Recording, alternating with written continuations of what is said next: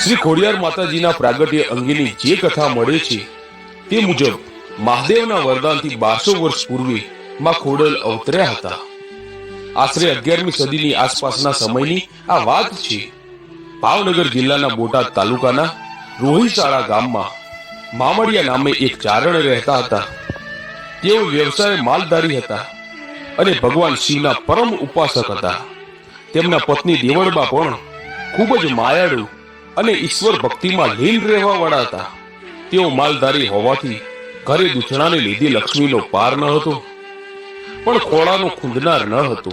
તેનું દુઃખ દેવળબાને ચાલ્યા કરતું હતું.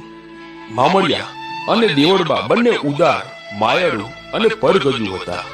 તેમના આંગણે આવેલા કોઈ પણ ખાલી હાથે કે ભૂખ્યા પેટે પાછા ન જાય એવો આ ચારણ દંપતીનો વણલખ્યો નિયમ હતો. તે સમયે ભાવનગર જિલ્લાના વલભીપુરમાં શિલાદિત્ય નામનો રાજા રાજ કરતો હતો, જેને મામડિયા ચારણ સાથે ગાઢ મિત્રચારી હતી. મામડિયા ચારણ ન આવે ત્યાં સુધી શિલાદિત્યને દરબારમાં જાણે કંઈ ખૂટતું હોય તેમ લાગતું. વલભીપુરના રાજવી શિલાદિત્યના દરબારમાં કેટલાક ઈર્ષ્યાળુ લોકો પણ હતા. તેમને રાજા અને મામડિયા વચ્ચેની મૈત્રી આંખમાં કણાની જેમ ખૂંચતી હતી. એક દિવસ રાજાના મનમાં બહુ ચાલાકીપૂર્વક એવું ઠસાવવામાં આવ્યું કે મામડિયો નિસંતાન છે, તેનું મોં જોવાથી અપશકન થાય, જેથી ભવિષ્યમાં આપણું રાજ ચાલ્યું જશે. ત્યારબાદ એક દિવસ મામડિયા પોતાના નિત્યક્રમ મુજબ પ્રભાતના પહોરમાં રાજમહેલે આવીને ઉભા રહ્યા. રાજાના મનમાં અદાવતીઓએ રેડેલું ઝેર ઘુમરાતું હતું. કઈ બોલ્યા ચાલ્યા વગર એક જ વાક્યમાં રાજા બોલ્યા, મિત્રતા હવે પૂરી થઈ, તેમ કહી શિલાદિત્ય પોતાના મહાલયમાં ચાલ્યા ગયા. ત્યારબાદ રાજાના વર્તનનો મૂળ હેતુ લોકો પાસેથી જાણીને મામડિયાને ખૂબ જ દુઃખ થયું. આમ જેને જેને તે લોકો સામે મળ્યા તે વાંજિયા મેળા મારવા લાગ્યા, જેનાથી ખૂબ જ દુઃખી થઈને વલભીપુરથી પોતાના ગામ આવી પત્નીને રાજા સાથે થયેલ વાત માંડીને કરી. મામડિયાને જિંદગી હવે તો ઝેર જેવી લાગવા માંડી. આમ પહેલેથી જ ભક્તિમય જીવન જીવતા મામડિયાએ ભગવાન શિવના ચરણમાં માથું ટીકાવ્યું અને શિવાલયમાં શિવલિંગની સામે બેસીને નિશ્ચય કર્યો કે તેમની અરજ ભગવાન નહીં સ્વીકારે તો તેઓ પોતાનું મસ્તક ઉતારીને કમળ પૂજા ચડાવશે. મામડિયો ભગવાનની આરાધના કરવા લાગ્યો.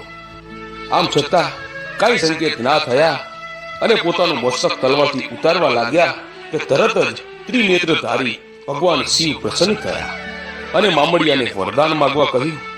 મામડિયાએ વરદાનમાં પુત્ર પ્રાપ્તિનું વરદાન માંગ્યું. ભગવાન શિવ બોલ્યા કે પાતાળ લોકના નાગ દેવતાઓની નાગપુત્રીઓ અને નાગપુત્ર તેમને ત્યાં 7 પુત્રીઓ અને 1 પુત્ર તરીકે જન્મ લેશે તેવું વરદાન આપ્યું. આમ મામડિયો તો ખુશ થઈ ગયો અને ઘરે જઈ તેની પત્નીને વાત કરી. તેની પત્નીએ ભગવાન શિવના કહેવા મુજબ મહાસુદ આઠમના દિવસે 8 ખાલી પારણા રાખી દીધા, જેમાં 7 નાગણીઓ અને 1 નાગ આવી ગયા, જે તરત જ મનુષ્યના બાળ સ્વરૂપે પ્રગટ થયા. આ મામડિયાને ત્યાં અવતરેલ કન્યાઓના નામ આવડ, જોગડ, તોગડ, બીજબાઈ, હોલબાઈ, સાસાઈ, જાનબાઈ અને ભાઈ મેરખ્યો રાખવામાં આવ્યું. મિત્રો, ખોડિયારમાંના નામની પાછળ પણ એક રોચક કથા પ્રચલિત છે. માતાજીનું નામ ખોડિયાર કેમ પડ્યું તેની પાછળ આવી કથા છે. એક વખત મામડિયા ચારણના સૌથી નાના સંતાન એવા મેરખ્યાને ખૂબ જ ઝેરી ગણાય તેવા સાપે દંખ દીધો, જેની વાત મળતા જ તેમના માતા પિતા અને 7 બહેનોના જીવ અધ્ધર થઈ ગયા અને ઝેર કેવી રીતે ઉતરે તેનો ઉપાય વિચારતા હતા.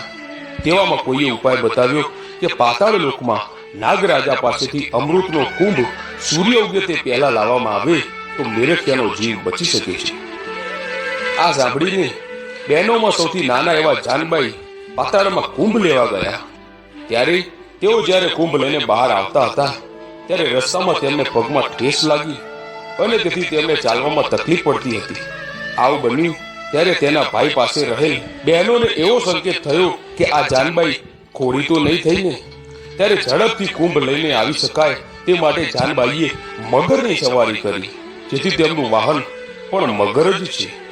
જ્યારે તેઓ પાણીની બહાર આવ્યા ત્યારે ખોડાતા ખોડાતા આવતા હતા, તેથી તેમનું નામ ખોડલ પાડ્યું.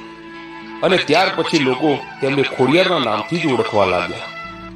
મિત્રો, ખોડિયારમાંના મંદિર માટેલ, રાજપરા, કાગવડ, ગઢધરા અને રોહિશાળામાં આવેલા છે. મિત્રો, ખોડિયારમાં તમારા સૌની મનોકામના પૂર્ણ કરે. જય માં ખોડિયાર. મિત્રો, આવા જ ઇન્ટરેસ્ટિંગ અને ઇન્ફોર્મેટિવ વિડીયો તથા આવી જ કથાઓ જાણવા માટે આજે જ અમારી